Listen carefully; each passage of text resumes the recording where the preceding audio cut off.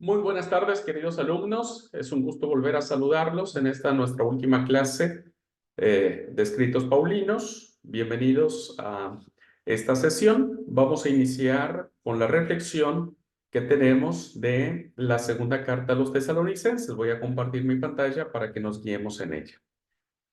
Estamos analizando ya las últimas cartas del cuerpo paulino que nos permite a nosotros identificar el contexto y la idea que tenía el autor sagrado para explicar estas cartas.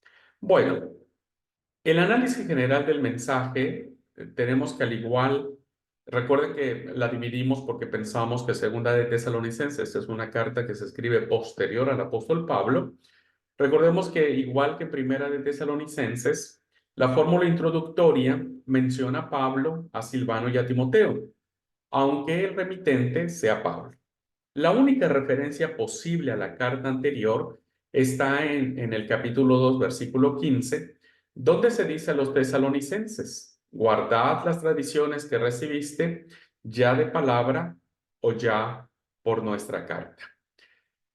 El tema, la segunda parte de la sección de cómo estaba conformada la carta, es la acción de gracias. La acción de gracia la tenemos a partir del capítulo 1, versículos del 3 al 10, donde Pablo alaba la fe y el amor de los tesalonicenses, al igual que su firmeza en los sufrimientos que les acontecen, porque ya estamos en una época de persecución. Cuando Jesús aparezca bajo el cielo, tomará venganza y castigará eternamente a sus perseguidores, mientras a la iglesia de Tesalónica les dará el descanso de la aflicción y de la gloria. Tenemos una plegaria que aparece en el capítulo 11, capítulo 1, versículos 11 y 12, donde actúa a modo de transición entre la acción de gracias y lo que va a seguir después, a través de una súplica, de una oración, de una rogativa, para que Dios los haga dignos de la vocación con que fueron llamados a ser cristianos. Bueno, respecto de la parte indicativa de la carta, ¿verdad? Tenemos tanto la indicativa como la imperativa en la carta. Podemos concluir en lo siguiente. Pablo expresa su deseo de que los tesalonicenses no se vean excitados ni por discurso ni por espíritu, ni por carta alguna que pretenda haber sido compuesta por él sobre la inmediatez del día del Señor. Esto lo encontramos en el capítulo 2, versículos 1 y 2. Más bien, han de estar tranquilos, pues los signos apocalípticos, ¿verdad?, que han de preceder a la venida de ese día, no han tenido lugar todavía. Es decir, la apostasía, la aparición del hombre de la iniquidad o el hijo de la perdición, que viene a ser como un antidios, y más la actividad que tiene Satanás, ¿no es cierto?, con sus pretendidos signos y prodigios. Toda esta parte la encontramos en la sección del capítulo 2, versículos del 3 al 12. Bueno, sin embargo, el misterio de la impiedad ya está en acción. Y algo o alguien está reteniendo al inicuo hasta que llegue el momento oportuno de su revelación. Bueno, este pasaje, que es compuesto con interesantes tintes apocalípticos, nos permite a nosotros saber que Pablo les dice: ok, en la primera carta, el autor está diciendo, en la primera carta, pensamos que el Señor iba a venir ya, mañana, el día siguiente, la próxima semana, pero cuando se escribe la carta, el Señor todavía no viene. Entonces, Él les dice: estén tranquilos, porque para que el Señor aparezca, tiene que aparecer el hombre de pecado, el hombre de iniquidad, ¿verdad? Cosa que todavía no acontece. Sin embargo, dice Pablo, ya está en marcha todo este movimiento de la impiedad, y alguien está reteniendo a un personaje que nosotros no podemos descifrar ampliamente, como es la figura del enemigo. Así que nosotros tenemos ahora que Pablo entonces da gracias a Dios que escogió a los creyentes de Tesalónica desde el principio. Estos, es decir, los cristianos de Tesalónica, deben guardar con firmeza las tradiciones que recibieron de ellos, de los apóstoles, Recuerden que las comunidades cristianas se van a fundamentar en la función apostólica. Por eso el apóstol ruega para que todos ellos reciban el consuelo, ¿verdad? La persecución ya en estas épocas se cree que es posterior, casi el año 80, 90. Algunos piensan que puede darse en esas fechas, pues la iglesia estaba atravesando por un momento de persecución y de ataque a su fe. Así es que por eso Pablo pide consuelo para ellos. En la sección imperativa de la carta, ¿verdad? Primero vimos las indicaciones. En las indicaciones Pablo les dice, por favor, no tengan miedo del día del Señor porque habrá señales. Ahora, mientras tanto llega ese día, Pablo les da algunos consejos. ¿Qué es lo que le pide Pablo o el escritor, el autor de la segunda carta de Tesalonicenses? Pues Pablo pide que se le corresponda con oraciones para verse libre de los malvados. El Señor dará fuerza a los tesalonicenses y los protegerá del malvado. Y Pablo expresa su confianza de que harán lo que Pablo junto con Timoteo y Silvano, que son los que inician la redacción de la carta, les ha solicitado, ¿verdad?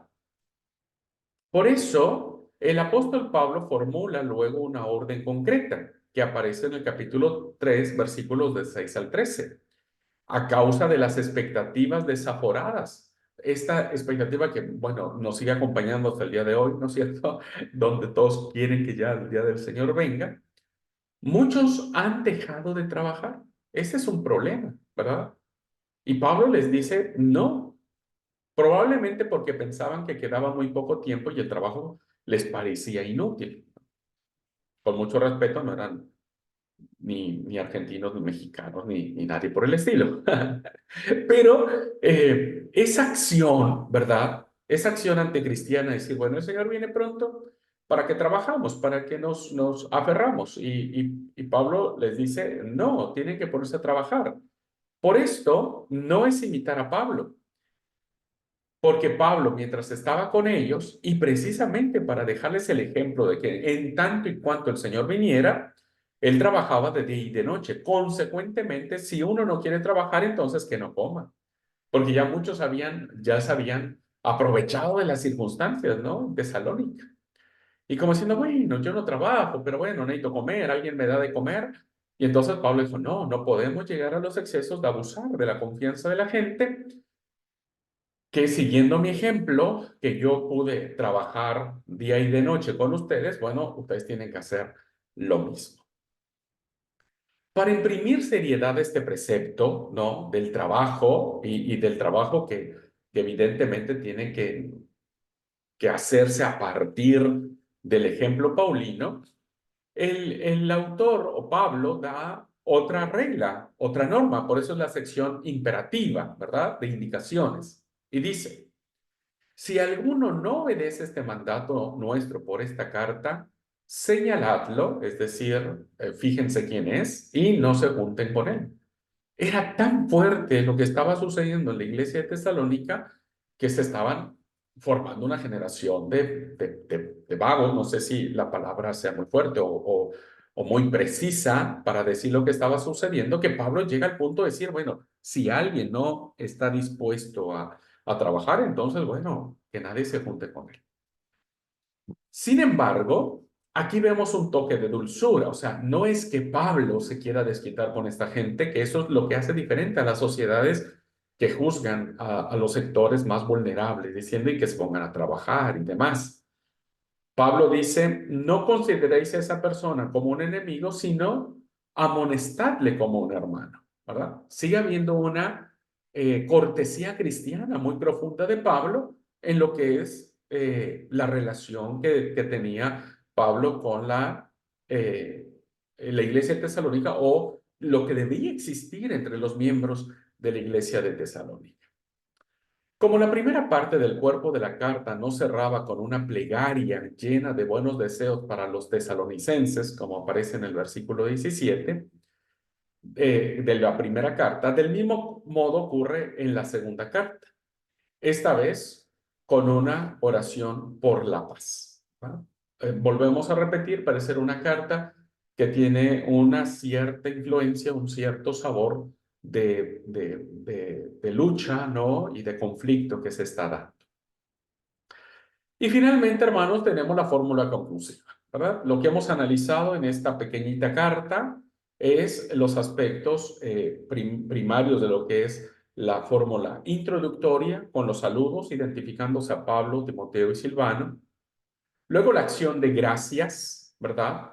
Que el apóstol Pablo da o el autor da, ¿no es cierto? El cuerpo de la carta se divide en dos grandes secciones, la parte indicativa y la parte imperativa.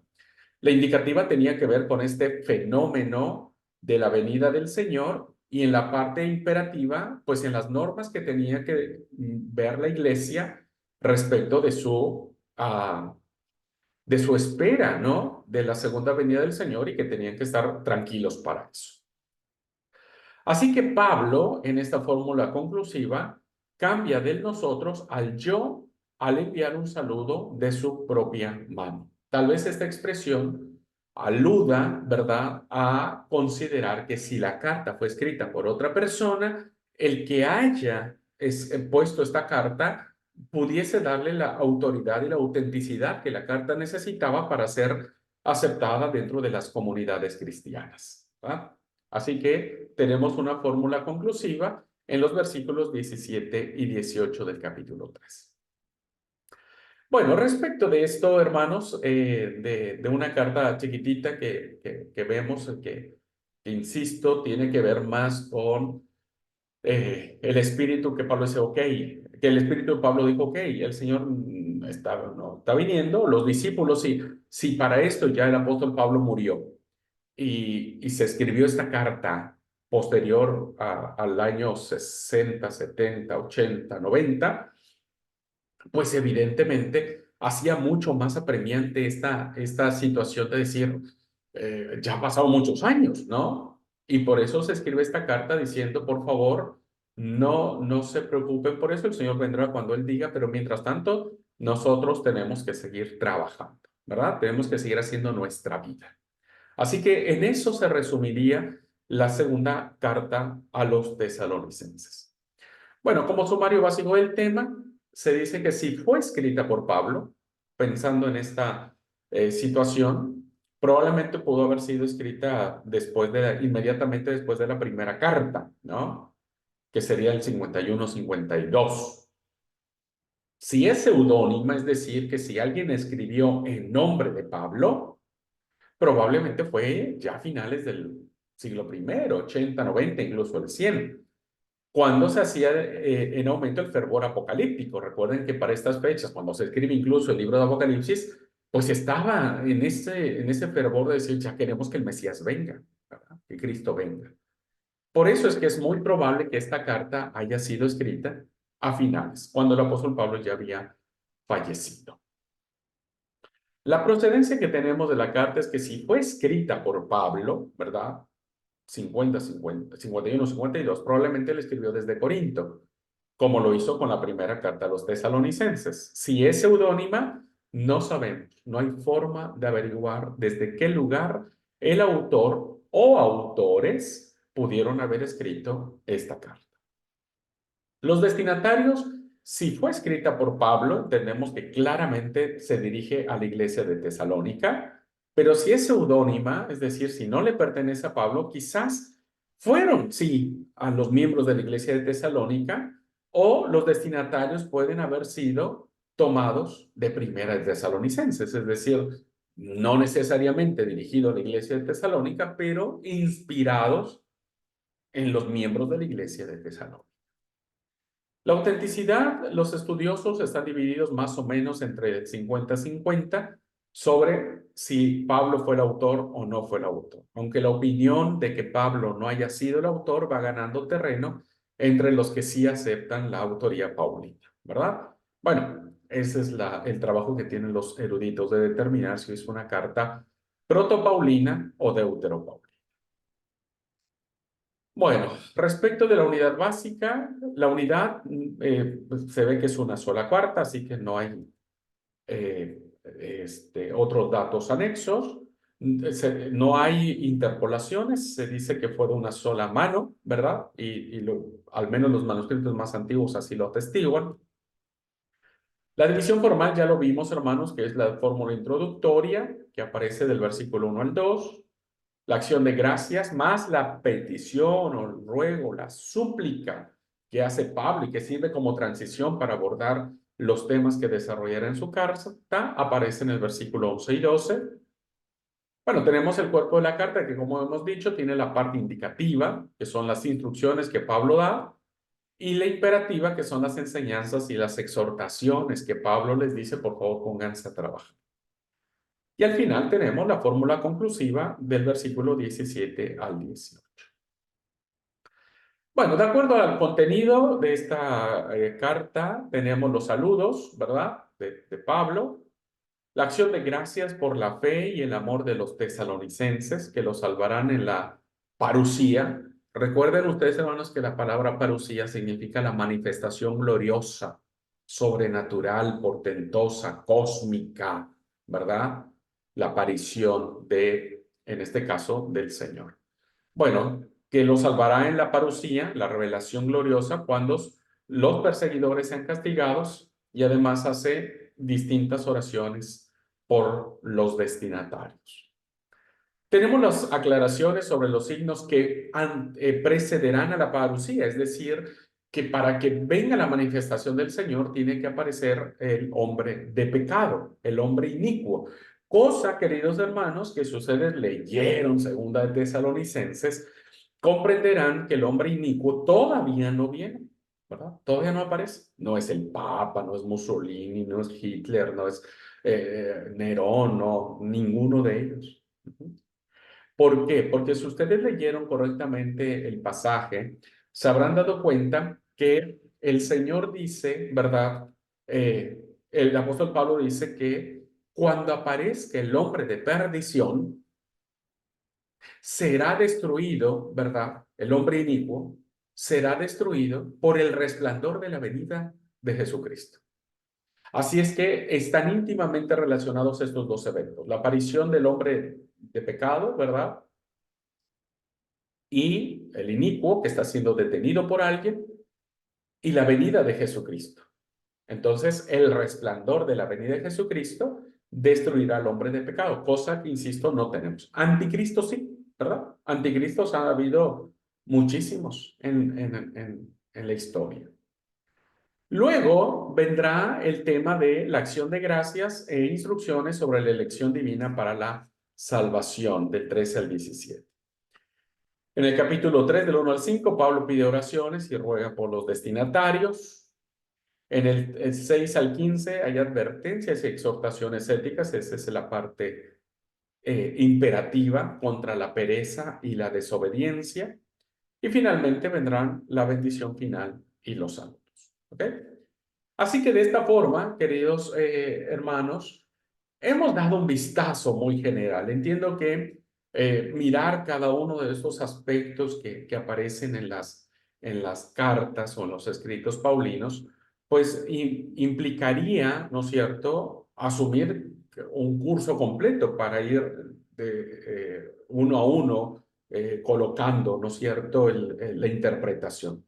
Pero algo que nos tiene que quedar muy claro. Tanto la primera carta como la segunda a los tesalonicenses resuma una de las doctrinas que para nosotros ya perdió vigencia, y no porque no sea verdad, si es la verdad más grande y más absoluta, que es la venida de Jesucristo. Los cristianos actuales no nos emociona la venida del Señor, porque si nos emocionara nosotros tendríamos un movimiento misionero, un movimiento efusivo de proclamación, de salvación, y no lo estamos teniendo. Vamos el sábado a la iglesia, hacemos ahí como que hacemos algo, ¿verdad? Pero no estamos teniendo este sentimiento, esta espera, ¿no? Consecuentemente, nadie está vendiendo ni sus bienes, ni su casa, ni su plata, ni nada, porque nadie espera que mañana venga el Señor, ¿verdad? Todos esperamos que el Señor tarde un poquitito, porque este, Si no, ¿cómo le cobro a los que me deben? Eh, y entonces no tenemos nosotros ese espíritu de la parusía, no tenemos esta emoción de la parusía, ¿verdad? Yo predicaba apenas en la iglesia de San Vicente sobre cómo hemos de vivir la salvación y les decía que nosotros no estamos en momento de fiesta, de boda, ¿no? Porque cuando hay días de boda, ¿verdad? Cuando alguien se va a casar, hay mucha emoción, ¿no? Los novios, la novia anda buscando por todos lados el vestido, todos los invitados andan buscando qué ponerse, qué comprarse, qué traje, qué cosa, ¿no? Qué regalo dar. Entonces, cuando hay días previos a una boda, hay mucha emoción, hay mucha expectativa, hay muchos preparativos. Y cuando nosotros vemos en Apocalipsis que vendrán las bodas del Cordero y la novia se ha vestido de lino fino, parece ser que la novia anda, anda de vacaciones, la novia parece que no sabe que se va a casar. Y no tenemos días de fiesta, ¿ok? Entonces, ¿qué es lo que sucede? Que muchos hemos estado perezosamente de forma espiritual. Los miembros de la iglesia de Tesalónica lo hacían de manera material, es decir, de plano no trabajaban, no, no generaban ganancias y esto estaba provocando un serio problema entre las familias, entre las comunidades, entre la comunidad de fe. Y nosotros nos hemos vuelto perezosos espiritualmente, ¿no es cierto? Y no trabajamos y decimos, bueno, ¿qué otro lo? Ahora, otra cosa que aprendemos como una enseñanza de la carta, de la segunda carta, es que nosotros estamos como que siempre alterados cuando sucede un evento mundial, ¿no? O catastrófico, o tiembla, o hay un incendio, o no sé, cualquier cosa, ¿verdad? Cae un meteorito. Y todos dicen, oh, el fin del mundo, Cristo viene, prepárate, ta, ta, ta. Y las redes sociales invaden de eso. Bueno, pasa el evento, ¿no? Y volvemos a lo mismo. Durante mucho tiempo hemos interpretado que el hombre de pecado, por ejemplo, la bestia, ha sido el papado, ¿no? Por las razones que hayan sido y demás. Eh, o Mussolini, o muchos dijeron que Hitler, o muchos han dicho que Saddam Hussein, otros dijeron que este terrorista, lo mataron, que era muy famoso, el de las Torres Gemelas, no me acuerdo cómo se llama. Bueno, hemos equiparado cada uno con alguien que nos relaciona a la parucía, a la manifestación gloriosa. Películas hay al por mayor, ¿verdad? Yo recuerdo la película del Anticristo y hacían así como que el Anticristo, la aparición del Anticristo en ese momento era como ya el acabose, como era, pero anticristos han existido desde el apóstol Juan, ¿no? Entonces, son hermosas las cartas a los tesalonicenses. Espero que podamos sacarle el provecho necesario y poder compartirlas en su justa dimensión y prediquemos sobre la venida de Jesús, ¿verdad? Prediquemos sobre la boda que está allí. Y por eso yo le decía a la iglesia, el novio anda desesperado invitando a todo el mundo a la boda. El novio anda para todos lados. Y sabemos que el novio es Cristo, ¿no? La novia es la iglesia. Entonces el novio anda desesperado invitando a todo el mundo para que sean parte de la boda, ¿no? Sean parte de la iglesia. Bueno, ojalá esto sea una hermosa enseñanza en nuestras vidas. Voy a compartir solo para cerrar ya la exposición de las cartas, ¿no es cierto? Después, si quieren, tenemos un tiempito para charlar. Quiero cerrar esta cursada con las cartas que se le han conocido o se le han denominado las cartas pastorales, ¿verdad? Las cartas pastorales, que son las cartas a Timoteo y las cartas a Tito, o la carta, perdón, en singular a Tito. Bueno, ¿qué podemos aprender de esto? En primer lugar, debemos saber que son cartas personales, que era un género literario que existía en aquel tiempo.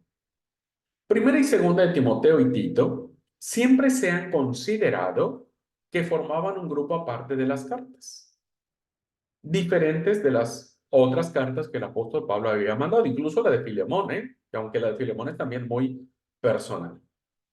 La diferencia está más a la vista, perdón, es que juntamente con la pequeña carta a Filemón, Estas se escribieron a personas en particular, ¿verdad? Mientras que las otras cartas paulinas iban dirigidas a una comunidad. Esto lo hace o interesante o insignificante, ¿no? Interesante porque ¿qué importancia pudo haber tenido Timoteo y Tito en la vida de Pablo que les escribió una carta? Insignificante porque una persona comparada a una gran comunidad como Tesalónica, como Filipo, como Roma, pues no tiene mucha importancia, ¿no? Por eso es sumamente interesante las cartas. Cuando vimos la materia de historia de la Biblia, veíamos que en el canon de Muratori, las cartas pasto, que fue la primera lista oficial de los libros del Nuevo Testamento, dice que fueron escritas por sentimiento y afecto personal. No lo dudamos, porque en ambas cartas, ¿verdad? O en estas tres cartas más bien, Pablo a Timoteo le dice hijo, ¿verdad? Perdón, a Tito le dice hijo y a Timoteo le dice mi amado hijo en la fe, ¿no? Mi amado hijo en la fe. Esto lo hace ser una carta privada más que una carta pública. Pablo nunca pensó escribir una carta a Timoteo como para que después en Ameguino la estén leyendo, en El Dorado la estemos leyendo, en México la estemos leyendo, en Colombia la estemos leyendo. Era una carta que iba dirigida de un papá espiritual a su hijo espiritual. En primera de Timoteo 3:15 se expresa el objetivo. ¿Qué le movió a Pablo a escribir? Pablo le dice a Timoteo que le escribe esa carta para que sepa cómo debe comportarse en la casa de Dios, que es la iglesia del Dios vivo.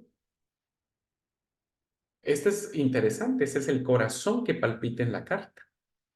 Así que llegó a verse que estas cartas no tienen solo un significado personal, sino también un sentido eclesiástico. De ahí la importancia. No es una carta donde Pablo solo se haga chistes con su amigo o su hijo y escriba, sino tiene que ver con un profundo significado de lo que implicaba la casa de Dios. A ver, si entendemos que esta carta tampoco es paulina y se sitúa después del año 70, ¿verdad? El templo ya no existía, porque el templo fue destruido en el año 70. Entonces ahora la iglesia se convierte en el cuerpo de Cristo, en la casa de Dios. Y este es un dato muy interesante para efectos de la eclesiología. El canon de Muratori al que nos hemos referido dice que ellas, aunque son cartas personales escritas por afecto personal, se siguen considerando como algo santo en el respeto de la Iglesia Católica y en la organización de la disciplina eclesiástica, ¿verdad? Cuando digo en el respeto de la Iglesia Católica, no me refiero a la Iglesia Católica Apostólica Romana, ¿ah? A la Iglesia Católica. Y recuerden que lo católico es lo universal. ¿Ah? Es la Iglesia universal. Así que, si esta carta tiene que ver con algo eclesial, entonces la Iglesia es universal. Y por lo tanto, debe haber ciertas normas que regulen este concepto de Iglesia. El escritor Tertuliano decía que Pablo había escrito 2 cartas a Timoteo y una a Tito acerca del estado de la iglesia. Ya desde temprano, este autor está identificando al remitente, Pablo, y los destinatarios, Tito, Timoteo, y fíjense que resalta la importancia eclesiástica. No es pues sorprendente que el primer nombre que se les dio a estas cartas, fíjense, antes de llamarlas cartas pastorales, se les llamó cartas pontificales, es decir, escritas por el pontífice, por el sacerdote, el responsable de la iglesia. Así es que el autor se constituye como un sacerdote, ¿verdad? Como el pontífice de la Iglesia Universal y por lo tanto el sabor que tendrá estas cartas dejan de ser cartas románticas, cartas solo afectuosas y se convierten en normas y en reglas de carácter profundamente eclesial y universal, ¿verdad? Que abarca pues a nosotros hoy. Conociendo poco a poco entonces, estas cartas llegaron a adquirir el nombre por las que se les sigue conociendo como las cartas pastorales. Porque ahora no es el pontífice, ¿no es cierto? El responsable, diríamos, de la iglesia, sino ahora las consideramos como el pastor, ¿verdad? El pastor que guía al rebaño. Por eso las llamamos cartas pastorales. Dejaron de ser cartas personales para convertirse en cartas pastorales. Cuando Tomás de Aquino escribe sobre la primera carta a Timoteo en el año 1274, fíjense ya que Tomás de Aquino decía, esta carta, hablando de 1 Timoteo, es como si dijéramos una regla pastoral en que el apóstol condució, dirigió, acompañó, guió a su hijo en la fe llamado Timoteo. Eso dijo Tomás de Aquino haciendo alusión a la primera carta a Timoteo. En su introducción a la segunda carta a Timoteo, Tomás de Aquino escribe, en la primera carta le da instrucciones a Timoteo acerca del orden eclesiástico. En esta segunda carta trata del cuidado pastoral, que debe ser tan grande como para llegar a aceptar el martirio por causa del cuidado del rebaño, ¿verdad? Así que vean ustedes cómo ya desde los escritores antiguos perciben este sentido eclesial. Consecuentemente, el sentido que tiene que ver con los líderes de la iglesia, los pastores de la iglesia, con el rebaño. Pero este título que hemos acuñado, que la crítica bíblica le sigue dando de las epístolas o cartas pastorales, no se llegó a asignárseles a estas cartas este título sino hasta el 1726, cuando el gran investigador Paul Anton dio una serie de conferencias famosas sobre ellas bajo este título.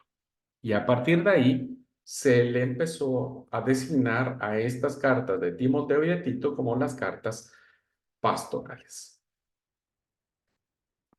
Así es que estas cartas, viéndolas en su conjunto, ¿verdad? Estamos analizando el conjunto de las cartas, tanto Timoteo como Tito, tratan lo siguiente. Primero, del cuidado del rebaño de Dios, ¿verdad? Como ovejas, y de la organización de ese rebaño.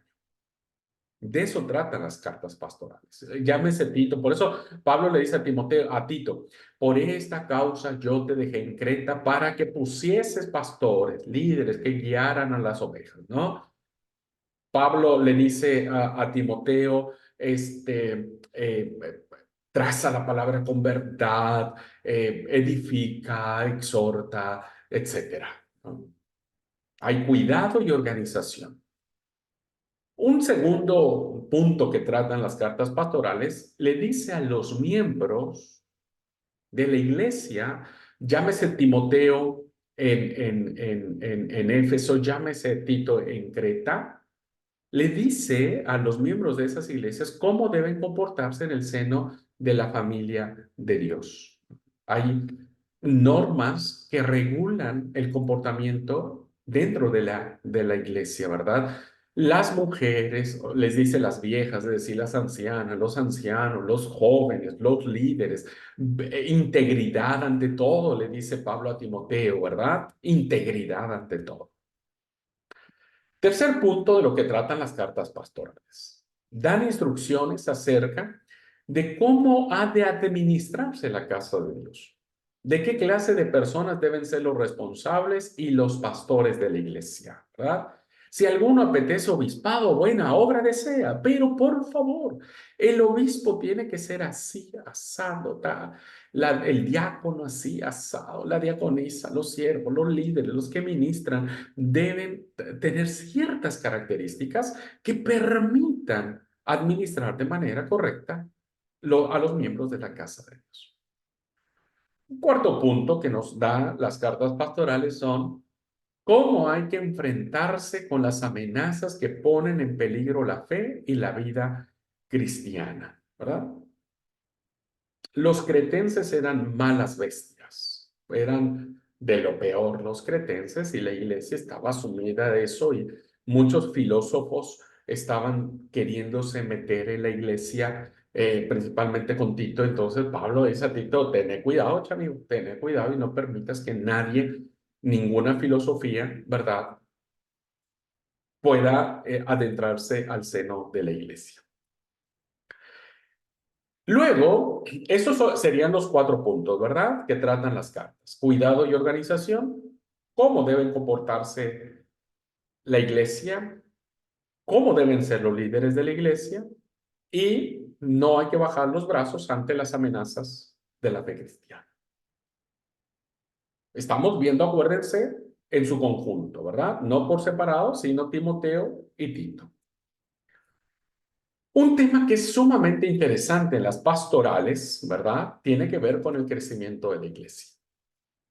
El interés supremo de estas cartas está en que nos ofrecen una descripción del crecimiento de la iglesia en su primera edad.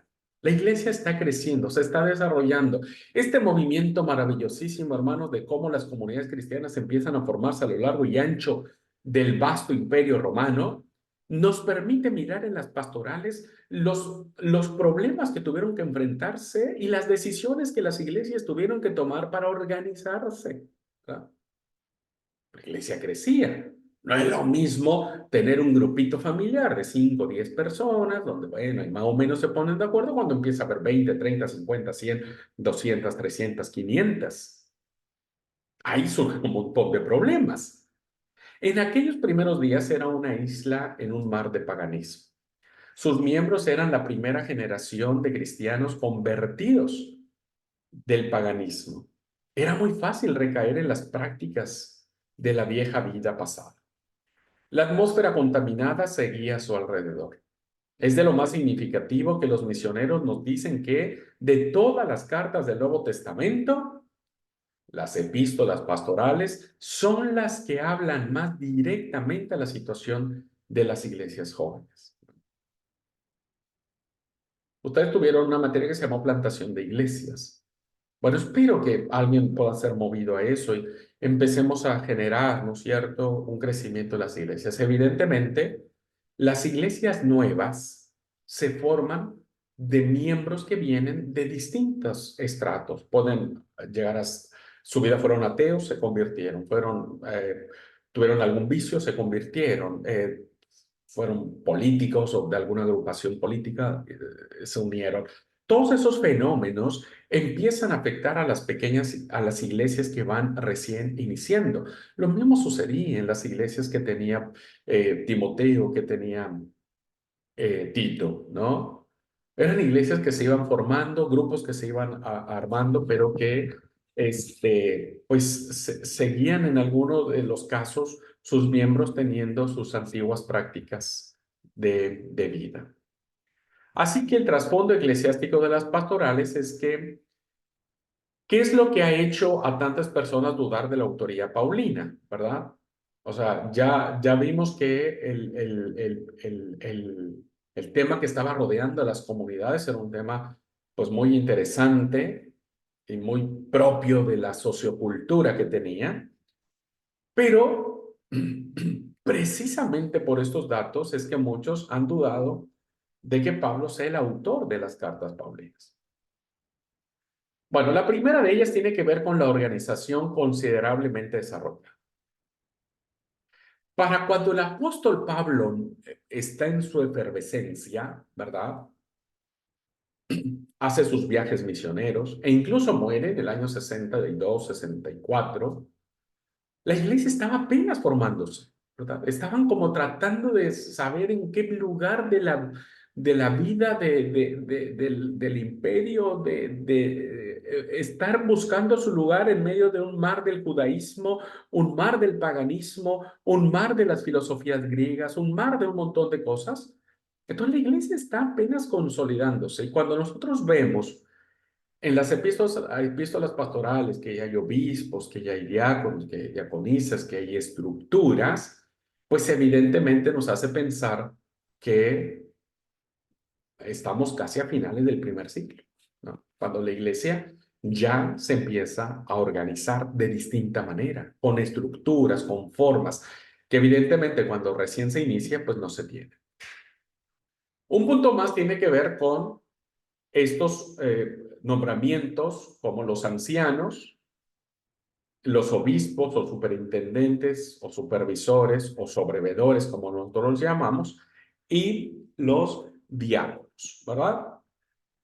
que vienen a ser figuras de autoridad, figuras de liderazgo, y que aparecen en las cartas pastorales. Entonces ya hay ancianos, ya hay obispos, ya hay sobrevedores, ya hay diáconos, ya hay líderes que empiezan a tener ciertas funciones y las empiezan a desarrollar.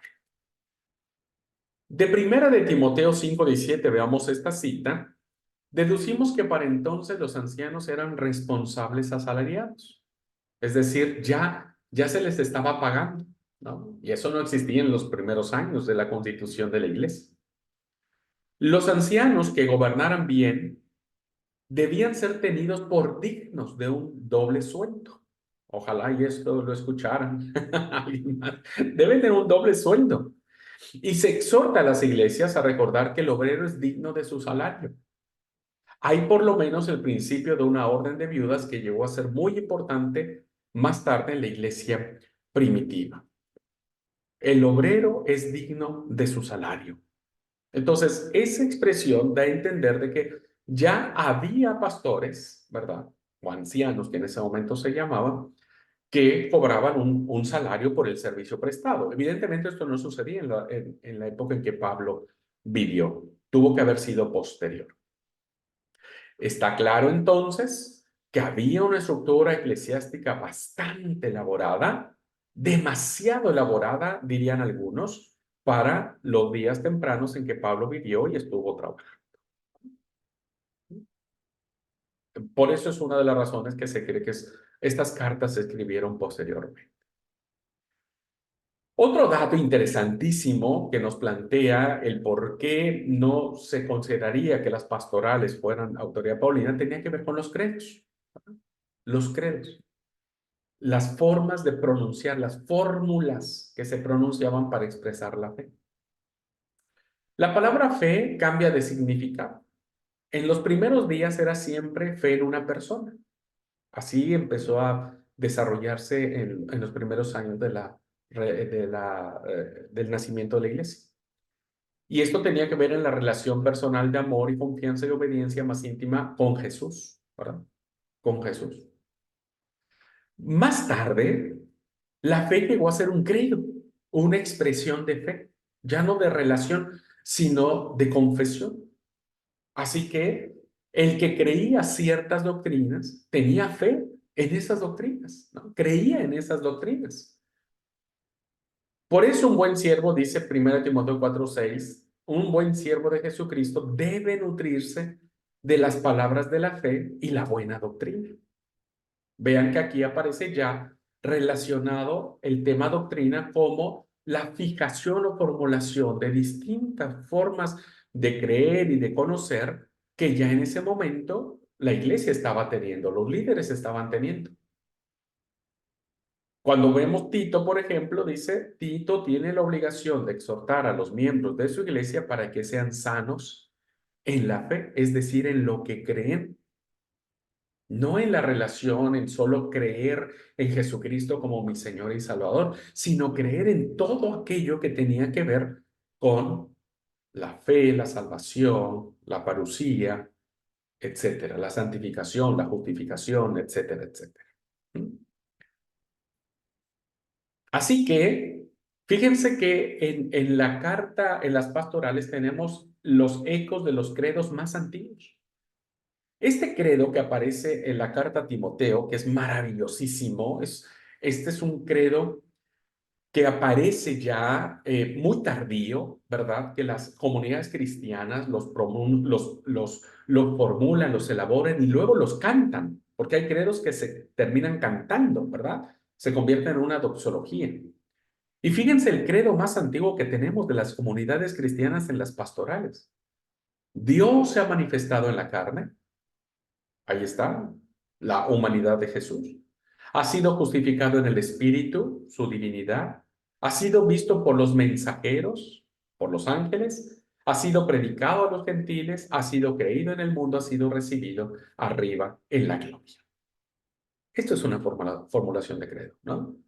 Como más adelante los credos constantinopolitano, el credo de Calcedonia, los distintos credos de los concilios, ¿no? Creo en un solo Dios, creador y sustentador de todo cuanto existe, Dios de Dios, luz de vida, etcétera. Estos credos ya parecían que en la época de Pablo, pues no se tenían, ¿verdad? Todavía no se formulaban estos credos. Pablo todavía promulgaba una fe de relación, de confianza en la persona de Jesucristo, pero ahora ya se cree en las palabras. Esto lo encontramos en 1 Timoteo 3:16. Bueno, otra cosa que abordan las pastorales, queridos hermanos, tiene que ver con una herejía peligrosa.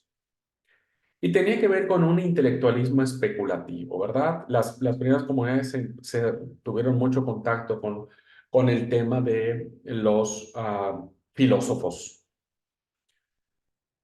Producía discusiones, que aparece en el 1:4. Sus adeptos proliferaban en discusiones. Se discutían cuestiones necias e insensatas. Había que evitar cuestiones necias, le dice Pablo a Timoteo, evita toda discusión tonta, inservible, porque había ese fenómeno, ¿viste? De decir, vamos a discutir, vamos. Me da risa porque hace 15 días aproximadamente, sí, va a ser 15 días. Salimos de la iglesia aquí en El Dorado, estamos charlando los hermanos de la iglesia y veo que pasa un señor viendo el letrero de la iglesia. Pues no dice nada, regresa y yo estaba platicando con alguien y se acerca y Bere empieza a hablar con él y después yo escuché que decía, bueno, ¿y tienen algún líder? Sí, el pastor. Yo me acerqué, ¿viste? Y, hola, ¿cómo estás? Que no sé qué.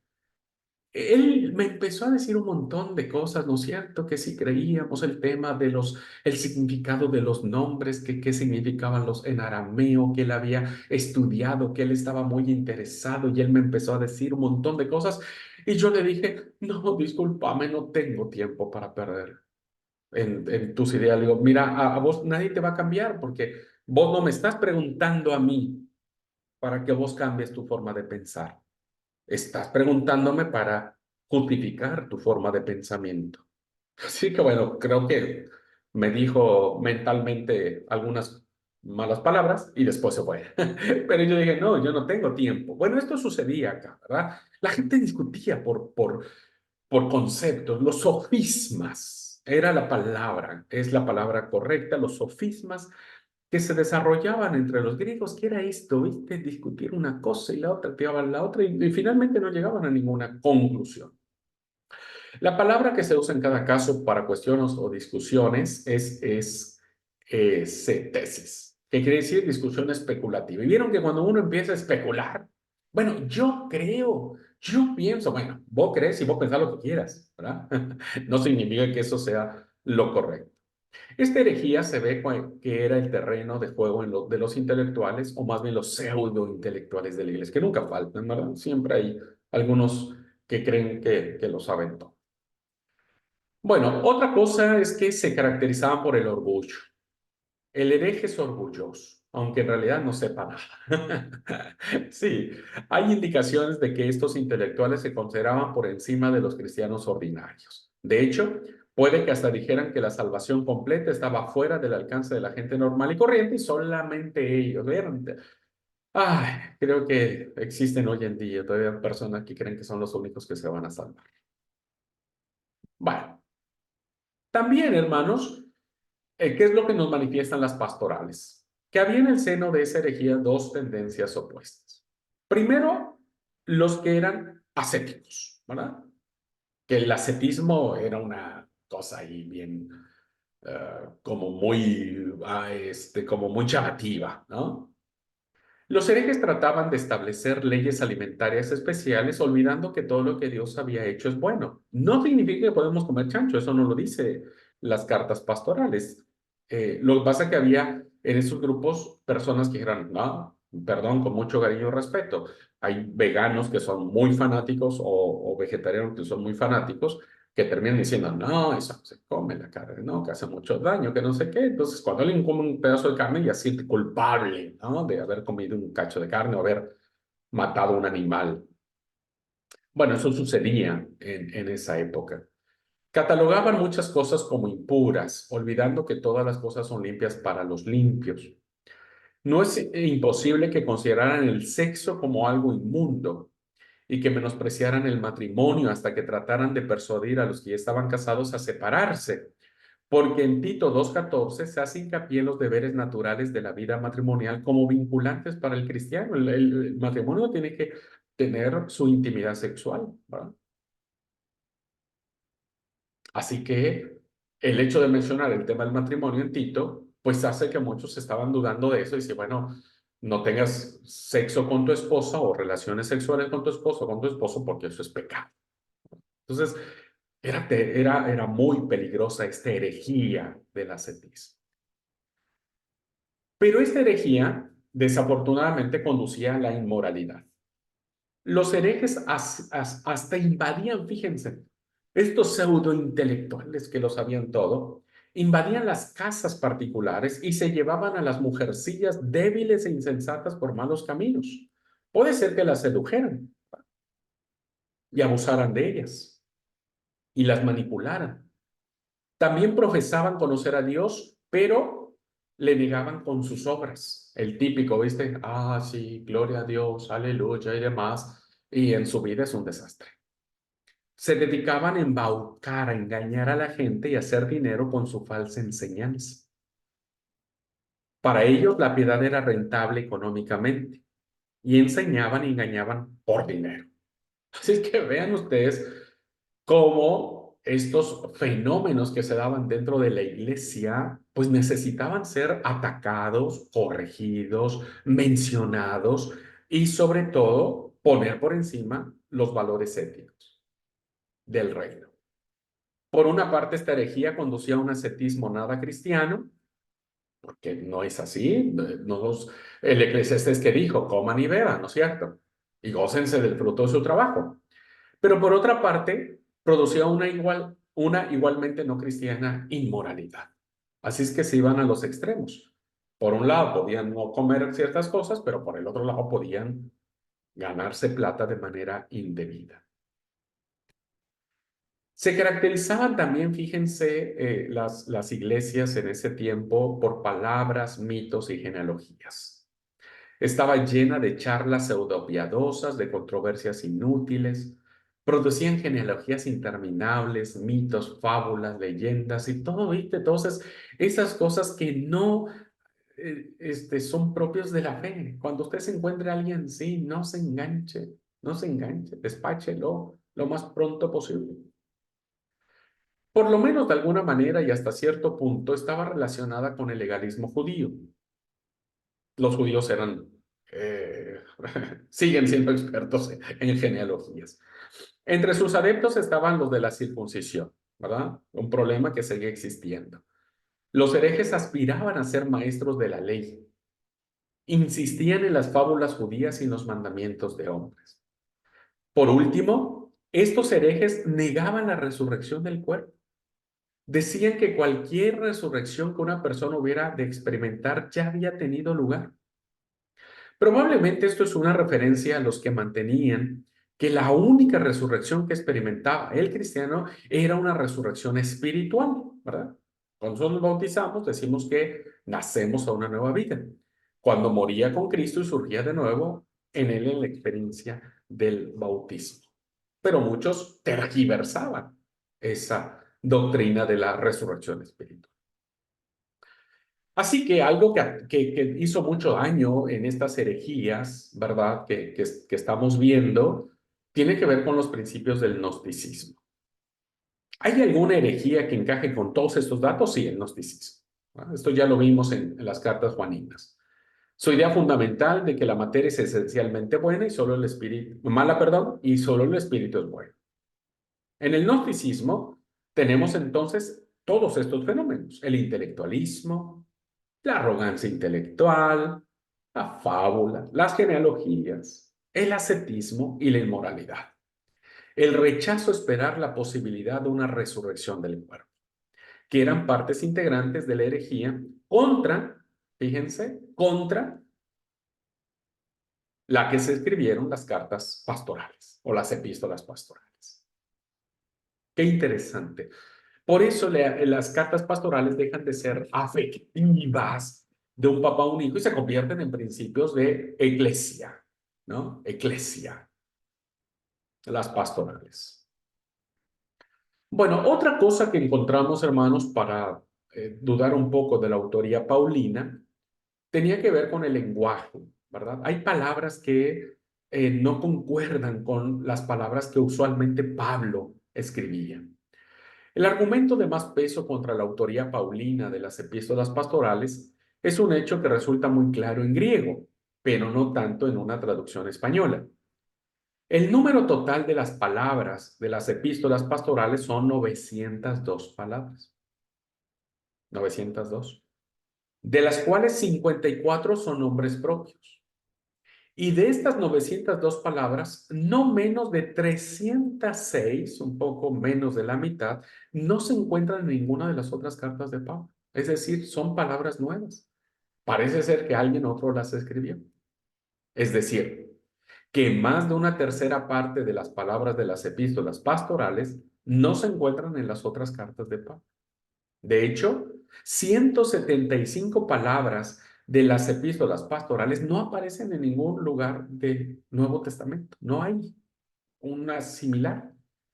Aunque es justo decir que hay 50 palabras en las epístolas pastorales que se encuentran en las otras cartas de Pablo, aunque tampoco están en otra parte del Nuevo Testamento, ¿no? O sea, sí están en las cartas de Pablo, no están en las otras, en los otros libros de la Biblia, pero 175 no están ni siquiera en las cartas.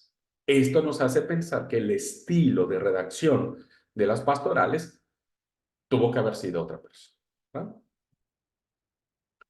También muchas de las palabras favoritas de Pablo faltan en las epístolas pastorales.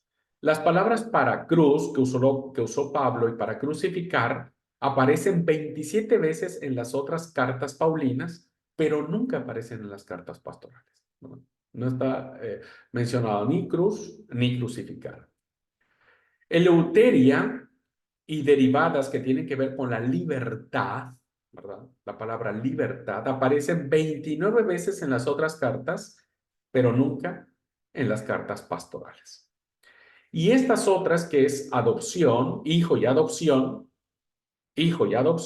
favoritas de Pablo, aparecen 46 veces en las otras cartas de Pablo, pero nunca aparecen en las epístolas pastorales. Así que el lenguaje tiene mucho que ver para llegar tal vez a la conclusión de que fue un seudónimo el que usó para escribir estas hermosas cartas. No importa que no haya sido Pablo. Quien haya escrito esto fue inspirado por el Espíritu Santo. Muy bien. Y una de las palabras que aparece mucho en las epístolas pastorales es palabra fiel y digna. Palabra fiel y digna. Lean por favor las cartas pastorales y se van a dar cuenta que esa frase, palabra fiel y digna, que aparece repetidas veces en las pastorales, no aparece jamás en las cartas paulinas, ni en las deuteropaulinas, ni en las protopaulinas, ¿verdad? Solo allí. Y eso nos hace pensar que el autor evidentemente usa otro lenguaje. Así que bueno, mis queridos hermanos y queridos hermanas, alumnos, hemos hecho este recorrido que tiene que ver con las cartas. Está el sumario aquí para que ustedes después lo tengan como datos académicos. Respecto de Tito, si Pablo la compuso fue hacia el 65. Si es seudónima, que más o menos el 80-90% de los eruditos creen que es seudónima, se escribió a finales del siglo I o incluso le llevan hasta principios del siglo II, ¿verdad? 110, 120. Los destinatarios respecto a la carta a Tito fue a la iglesia de Creta. ¿Eran iglesias jóvenes? No lo sabemos, ¿verdad? Enviado por Pablo, al que se supone partido de allí recientemente y por esos momentos en la costa del Asia Menor, pudo haber sido Éfeso, o en la Grecia Occidental, pudo haber sido Macedonia, de camino para Nicópolis. La autenticidad probablemente compuesta por un discípulo de Pablo o por un comentarista afín al legado de Pablo, varios años después de que Pablo murió. La unidad e integridad no se discuten seriamente, se cree que son cartas únicas. Respecto de Tito, bueno, tenemos la división formal, fórmula introductoria, acción de gracias no hay en Tito, tenemos el cuerpo de la carta, fórmula conclusiva. ¿Cómo se divide Tito? Pues el destinatario, saludos a Tito, la estructura de la iglesia y designación de los obispos, falsas doctrinas que acechan a la comunidad, que ya hemos analizado generalmente, comportamientos y creencias comunitarias que tienen que ver con códigos de comportamiento domésticos, es decir, de familia, y lo hecho por Cristo y la ética cristiana del reino que debe prevalecer. Finalmente, saludos conclusivos y bendición. Respecto de Timoteo, la primera carta sí fue escrita por Pablo hacia el 65, si es seudónima, como muchos piensan, siglo I, siglo II. Los destinatarios de Timoteo, probablemente la iglesia en Éfeso, ¿verdad? Donde estaba Pablo allí, donde estaba Timoteo pastoreando.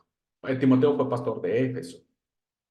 Autenticidad, compuesta probablemente por un discípulo de Pablo, no se disputa la unidad y la integridad seriamente. Bueno, también, hermanos, aquí en 1 Timoteo tenemos fórmula introductoria, acción de gracias tampoco hay, porque son más cartas personales, ¿verdad? Cuerpo de la carta, fórmula conclusiva. El contenido tenemos destinatarios, saludos a Timoteo, advertencias contra los falsos maestros, misión de Pablo y encargo a Timoteo, disposición del culto público, principalmente para hombres y mujeres, instrucciones a obispos y diáconos, corrección de la falsa doctrina, palabras de ánimo a Timoteo para su tarea docente, instrucciones a viudas, presbíteros y esclavos. Vean cómo ya hay estructuras eclesiales desarrolladas. El encargo a Timoteo y la bendición final. Bueno, segunda de Timoteo, si fue compuesta la primera o bien la última de las pastorales. Si es Pablo su autor, a lo mejor por medio de un secretario en el año 64, si es seudónima, se compuso a finales del 60, poco después de la muerte de Pablo. Destinatario Timoteo, ya vimos, puede ser en Éfeso. La autenticidad, piensan que pudo haber sido un discípulo de Pablo. La unidad e integridad no se discuten seriamente. La fórmula, la división formal, fórmula introductoria, tampoco, aquí sí hay acción de gracias. Tenemos el cuerpo de la carta y la fórmula conclusiva.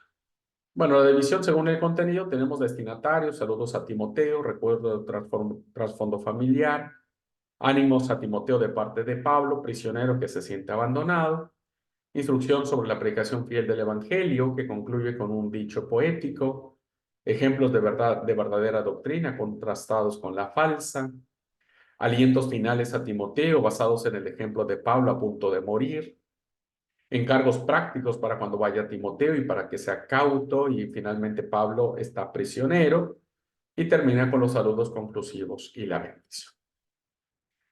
Así que, queridos hermanos, ustedes ya tienen a partir de ahora una base, creo yo, interesante de poder acercarse al cuerpo paulino.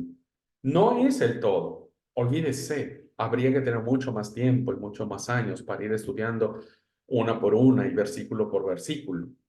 Pero el hecho de ya tener en nuestra mente una idea mucho más clara de lo que significan las cartas ocasionales, circunstanciales, personales, que afectan directamente a la iglesia, es por eso que estas cartas tienen su valor hoy, porque las mismas cosas que padecían, las mismas cosas que tenían la iglesia de Corinto, de Éfeso, de Filipo, de quien sea, pues la seguimos teniendo nosotros, ¿no? Sigue habiendo este tipo de personas que quieren vivir un cristianismo light, un cristianismo, pues a la y se va, ¿no es cierto? Pero no se puede. Debe haber una guianza ética, normativa, espiritual, escritural, que respiramos de las cartas paulinas, ¿no? Y sobre todo teológicas, porque el sustento que mantiene el orden de las iglesias tiene que ver con Dios, con su revelación, con Jesucristo, con su salvación. Así que, queridos alumnos, ustedes, insisto, tienen ya una base para empezar a trabajar algún texto, algún pasaje, algo que les llame la atención respecto de lo manifestado en las cartas paulinas, y que de esa manera ustedes puedan desarrollar de forma académica, en sus predicaciones, en sus reflexiones, en lo que ustedes consideren, ¿verdad? Me parece que ya esta información que es base, nos permite saltar hacia lo demás.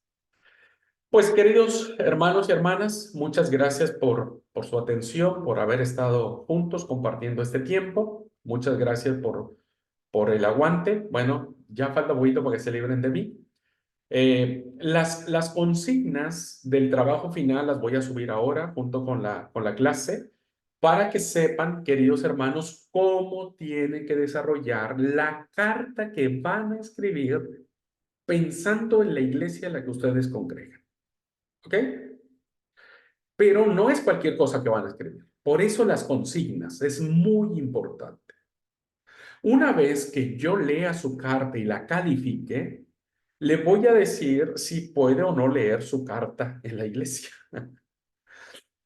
Que estaría muy lindo que usted después le pida permiso al pastor y, bueno, le explique el ejercicio que hicimos aquí en clase y que ustedes puedan, eh, ¿cómo es? Escribir la carta y la puedan leer a la congregación. Este es un trabajo que ya hicieron sus compañeros del primer año. Lindas cartas se escribieron, ¿verdad? Pero es muy importante que se sujeten a las consignas que hay en la carta, ¿verdad? Es muy importante. No se trata de hacer una catarsis, no se trata de convertirse en jueces, porque tampoco tenemos la estatura de Pablo como para ponernos así medios complicados, pero sí una carta, ya sea pastoral, ya sea teológica, una carta que debe tener fórmula introductoria, ¿verdad?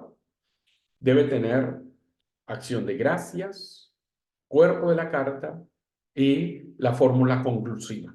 Pero ya en las consignas yo les desarrollo para que ustedes puedan escribir esa carta. ¿Ok? Inspírense. Porque el contenido de la carta es que ustedes van a escribir como si fueran alguien, como el apóstol Pablo que está escribiendo a la iglesia, pero tienen que citar al apóstol Pablo en todas sus 13 cartas. Ustedes tienen que citar al apóstol Pablo como si ustedes están escribiendo algo a la iglesia de Loma Verde, digan hermanos, así como dijo Pablo en Colosenses capítulo 2, versículo 20, que dice tal, yo les digo y sigan. No es copiar un versículo de Pablo y pegar, copiar y pegar, no. Pero sí tiene que estar inspirado en el pensamiento paulino, ¿verdad? En el pensamiento paulino. Así es que bueno, lean las consignas y ahí ah, ahí vamos a entender mejor cómo llevar a cabo la carta. ¿Ok? Bueno, ¿alguna pregunta, duda, comentario, amigos míos? Gracias a Dios estamos ya a final. Tenemos 2 semanas de vacaciones. A partir de hoy, en mi clase, ya quedan fuera. Ya quedan libres, digo. Ya quedan libres. Todavía les falta la clase del pastor Ismael mañana. Y ahí ustedes tienen 10, no, entramos el 10 de junio, imagínense. Así que tienen para ponerse al corriente. Bueno, ¿alguna pregunta, duda, comentario? Algo que quieran que charlemos. Díganme. ¿A Esme. mí me podrá repetir las clases, por favor? Muchas gracias, cuñado. De verdad que excelentes clases. Aunque sean repetidas, algunas las he escuchado y las voy a seguir escuchando porque para mí es mucha información, híjolas, yo creo que otro año en el seminario ya voy a terminar entendiéndole un poquitito más. Ya empezaba a entenderle hoy cuando ya me dices que se terminaron las clases, nada más. Pero no, que Dios te siga dando esa sabiduría, esa memoria y caray. Y dile al Señor de parte nuestra que nos compartas un poquito de memoria para retener. Es mucho. Pero gracias, esperamos poder cumplir la consigna. Que Dios Sí, te siga, cuñado. gracias, Esme, muchas gracias. Dios te bendiga.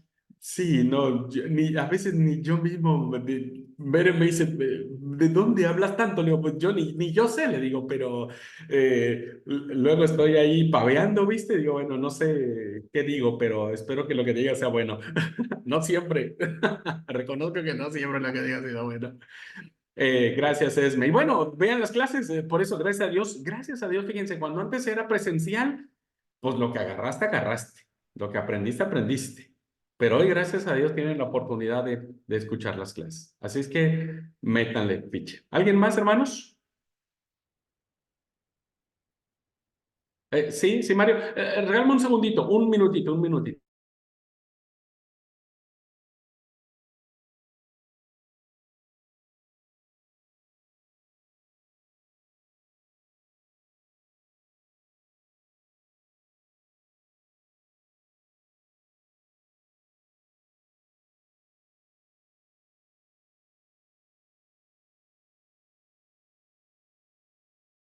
Listo, amigo. Sí, yo ya que estamos iba a pedir una lista de precios, pero voy a pedir después de la clase. Sí, sí, luego te mando a domicilio. Eh, no, la verdad que me encantó esto. Incluso me puse ahí a ver la parte donde dice que deberían tener doble sueldo los pastores. Porque mi Biblia dice doble honor y vi en varias otras versiones y dice lo mismo, ¿no es cierto? Y ahí me aclaró mientras buscaba que cuando se habla doble honor es doble honorario, ¿no es cierto? Como doble en ese Claro, sentido. Y está bueno, como nos dijiste, es una base de estas cartas y yo creo que sobre esa base vamos a entender mejor lo que dice a veces las cartas, porque siempre lo leímos como, como por ahí nos decía siempre que no leamos como recetas de cocina. Y es así como lo hicimos generalmente a lo largo de la vida de uno, ¿no? Al menos de mi parte. Entonces, hoy por hoy tener esa base y saber que tenemos algo donde construir y donde investigar y donde saber un poco más y saber un poco el por qué se escriben las cartas y para quiénes y qué estaba pensando Pablo en ese momento y a quién le dirigía, ¿no es cierto? Entonces, eso yo creo que a nosotros nos va a venir bien y es muy importante para entender mejor, ¿no es cierto?, lo tan lindo ya de los escritos de Pablo, ¿no es cierto? Que siempre, a mí siempre me fascinó y hoy por hoy, al verlo desde una perspectiva distinta, ¿no es cierto?, con otros ojos, más aún, ¿no es cierto?, te lleva a eso, a que te guste más todavía, ¿no es cierto?, algo que ya te gustaba. Entonces, gracias también por eso y por incentivarnos a seguir aprendiendo. Eh, no tenemos por ahí la libertad de hacerlo, pero la obligación de seguir aprendiendo, porque si no, no aprobamos. Pero sí, gracias por estas hermosas clases y por abrirnos un poco la cabeza en ese sentido. gracias, amigo mío. Vos retomaste una de mis frases favoritas que les enseño a todos mis alumnos. Nunca lean la Biblia como si fueran recetas de cocina. Una es que así, viste, ya sé, dos de esto, tres de esto, aquello, ¿no? Que es frío, monótono. Que aunque el resultado es rico, ¿no? Porque sí, vos seguís una receta de cocina, el resultado te va a salir rico, qué sé yo, cualquiera que sea. Pero pierde el encanto el hecho de ver la Biblia como eso, ¿viste? Como la efusión del Espíritu Santo que va moviéndose de manera constante, de manera permanente, que va de un dinamismo y que es nuevo siempre. Hoy aprendimos, yo sigo aprendiendo cosas que me sorprenden y yo digo, Dios mío, está en mi cara, ¿viste? Y nunca lo vi. O sea, nunca lo vi. Esto, por ejemplo, el obrero es digno de su salario. No le pongas bozal al buey que trilla. El que trabaja es digno de un doble salario. Eso leído hoy en día en la iglesia, si lo predicara el pastor, lo tacharían de interesado, lo tacharían de mal pastor, lo tacharían de, ay, no le alcanza lo que le dan. Pero está en la Biblia, ¿no es cierto? Está allí. Era algo que afectaba a las iglesias en aquel momento y que el autor de estas cartas, Pablo, ¿no? Quien sea, les dice, no, o sea, este es digno. Y esa es la clave, ¿no? Estoy hablando de eso no por un interés personal, pero es la clave, es digno, digno. Y entonces, creo que replantearnos el pensamiento paulino, ya sea directamente de él o de sus discípulos, ¿verdad? Armaría una hermosa revolución la iglesia, ¿no? Así que no, gracias a ustedes por el aguante. Querida Amanda, Buenas tardes a todos, paz. Bueno, como decía, y estoy totalmente de acuerdo con nuestro hermano Mario, que, que uno ha leído muchísimas veces las cartas y las ha escuchado en prédicas y muchas cosas que han pasado, digamos, pero no me había pasado a mí de hacerlo como si yo fuera Tito, como si yo fuera, o sea, como si me estuviera escribiendo a mí, ¿no?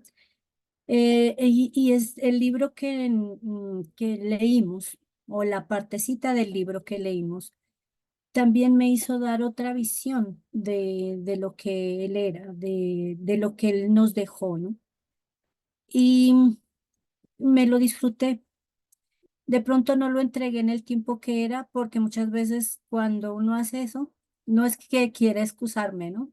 Sino que uno hace todo como rápido y tengo que entregar esta fecha y pues tenemos muchas cosas a veces que hacer en el día a día en la casa y no, uno no se permite tener ese momento.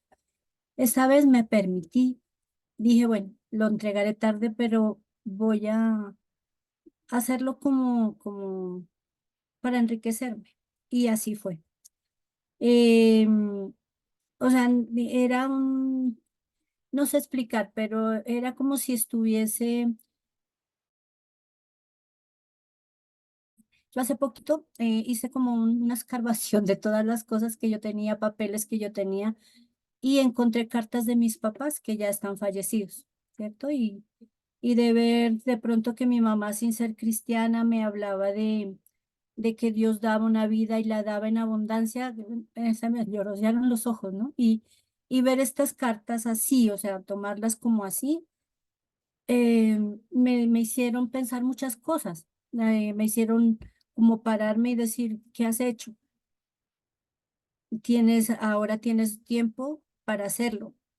Em, O sea, pese a las circunstancias, porque las circunstancias muchas veces lo que ustedes hablaban no son las mejores. En algunas iglesias hay conflictos, hay cosas, pero hay que ponerse el uniforme, hay que ponerse el overol y darle, ¿no? Muchas veces uno no lo hace por miedo o por el miedo a errar, por el miedo a que de pronto salga juzgado, por el miedo a de que no estoy totalmente capacitado, pero él lo hizo y le dijo, listo, yo voy, aunque no sea lo que tenga que ser. Y había una parte importante que se me quedó y era eh, que Dios buscaba a las personas de acuerdo a su propósito. Y muchas veces es eso, ¿no? Que nosotros no le pedimos a Él ver o sea, el propósito de Él en nosotros y por eso no actuamos. O sea, esto a mí me hizo pensar mucho, mucho, mucho y ha sido de bendición. Y yo le agradezco mucho el ayudarnos a hacer esto, porque no solamente es una clase donde tenemos que ver unas filminas, donde tenemos que leer un libro nomás, sino ir más allá. Y creo que eso es lo más importante en esto de tomar de pronto liderazgo en algo es tomar esos ejemplos, es como ponerse ya la mira a dónde vamos a ir y bueno, solamente con la ayuda de Dios y su Santo Espíritu esperamos que más adelante seamos lo que el Señor espera de nosotros. gracias, querida Amanda. La verdad que me encantó cuando decía esta analogía. Eh, Uno a veces me mira las cartas, no sé, tan impersonales para nosotros, que como no dice Abraham, ¿viste? Carta de Pablo a Abraham, de Timoteo, qué sé ya, ¿sabe quién fue Timoteo, no? O como no dice la iglesia de Ameguino, ay, qué sé yo. pero cuando uno las mira con el recuerdo de alguien, ¿no? Entonces el corazón se hace chiquito, ¿verdad? El corazón se enternece, nos conmueve. Y eso es lo que tenemos que recuperar. Desgraciadamente leemos la Biblia tan frío, tan indiferente, tan falto de conocimiento, tan impersonalmente, que nos falta conmovernos ante eso, ¿no? Como usted dijo, que los ojos se nos nublen un poquitito de estar leyendo una carta de alguien, un pastor que amaba mucho a su iglesia. No importa si es Colosa, no importa si es Bogotá, no importa si es El Dorado o Loma Verde. Lo importante es que es la carta de un pastor que ama a su iglesia. Y entonces eso ya te cambia la perspectiva, el panorama, te cambia la actitud ante esos textos, ¿no? Así que, bueno, yo les animo, hermanos, a que ustedes, a veces uno dice, bueno, leamos el libro de números, ni saben qué es el libro de números, ¿no? O libro de Levítico, anda a saber. El Deuteronomio, algunos ni siquiera lo podemos pronunciar bien, ¿no?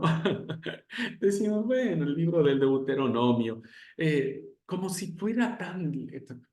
Pero creo que no. Ojalá y ustedes nunca caigan en eso, nunca.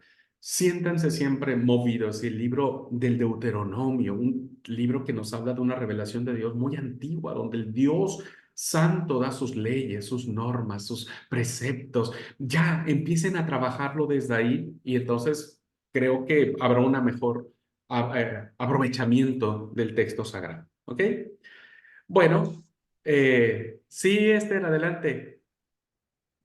Yo también quiero decir que durante todas estas clases del apóstol Pablo, también aprendí a sentir el gustito de leer y fui aprendiendo mucho también con esta insistencia de buscar en las Biblias de estudio. Le tomé el gusto y me encanta aprender y fue maravilloso todo. También le quiero decir gracias y gracias a Dios por esto todo y especialmente a usted. Muchas gracias. Gracias, Esther, gracias. Yo creo que nos pasa a todos, ¿no? Yo, como decía Amanda, no, ni ella se justifica, ni yo tampoco, ni nadie por el estilo. Pero no sé si les pasa que cuando ustedes tienen un trabajo de investigación, a mí me pasa, ya, yo soy malo para eso, malo. Yo soy igual de los que entregan trabajos a destiempo. Porque yo empiezo, ¿viste? Y me surge algo distinto, ¿viste? Y voy e investigo sobre eso. Y cuando digo, ay, esto no era el trabajo, tengo que hacer esto, ¿viste? Y ahí te Sí. complica, pero ya empezaste a aprender otras cosas, ¿no? Por eso digo, inviertan siempre, inviertan en buenos libros, en buenos comentarios, inviertan en buenas Biblias de estudio, y bueno, Mario ya se puso las pilas. Digo inviertan porque a mí me encanta el libro, pero hoy en Internet seguramente hay un montón de cosas y demás, uno no puede aprender. Pero sí, Pablo sigue siendo una figura interesante, controversial sin duda, ¿no es cierto? O sea, no fue perfecto, el único perfecto fue Jesús, el único perfecto fue el Señor, pero evidentemente nunca podemos dudar del corazón amoroso y pastoral que Pablo tuvo para sus iglesias, para las iglesias que él haya fundado o no haya fundado, conozca o no conozca. Y yo creo que por eso ese tipo de literatura sigue sonando tan fuerte en nuestras propias congregaciones y en nuestras propias vidas, ¿verdad? Así que bueno, queridos hermanos, pues muchas gracias. En la siguiente cursada vamos a meternos ahora en otro problema que tiene que ver con las epístolas universales o las cartas universales, ¿no? Así que ahí vamos a tener que mirar lo que es Hebreos, Santiago, Primera y Segunda de Pedro, Judas y nada más. Creo que esas son las 5 cartas universales. Y luego el Apocalipsis y luego el fin del mundo. Gente linda, Dios les bendiga, muchas gracias. Estén pendientes, cualquier duda que tengan en la consigna, tienen mi número, ustedes me escriben y con gusto nos saludamos, ¿ok? Bueno, linda tarde para todos, chao y bendiciones. Buenas tardes.